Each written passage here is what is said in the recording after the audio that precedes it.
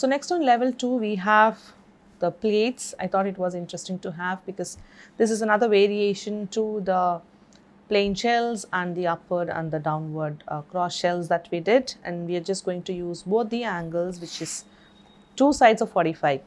So each of this is a separate shell and it's just done one on this side and the other on this side, where your hand has to keep changing between the left side and the right side, and both of them are 45, it is not 90. Okay, so this is done and that's the photograph of what I did, and these are just the template, and you have some guided lines here.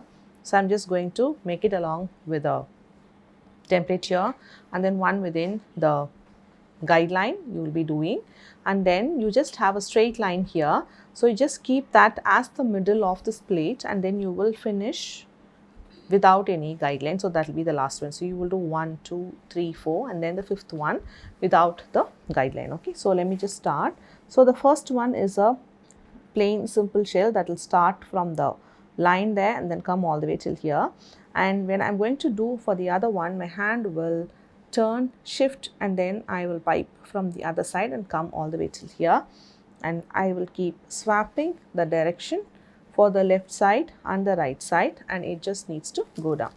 So let me start. Again here you just need to squish and wait for the head to broaden, and changing the direction, wait for the head to broaden, come all the way down.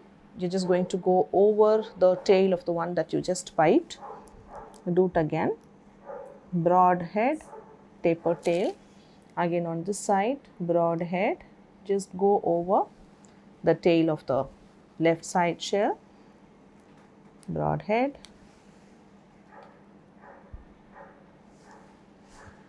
So you just need to keep shifting the position of the hand and make sure you're doing the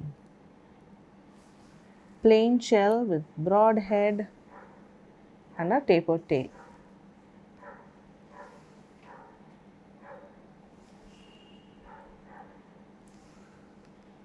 So that's just how the plaits are done.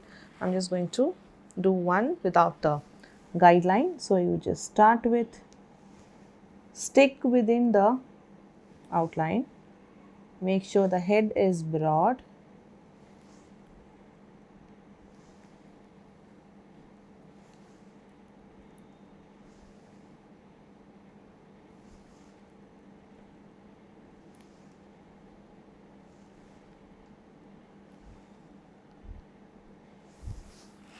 and now you will finish both of these, and then you will finish both of these, and then if you're going to do one without the guideline, so you have better control of where you need to start the head and then have the tail.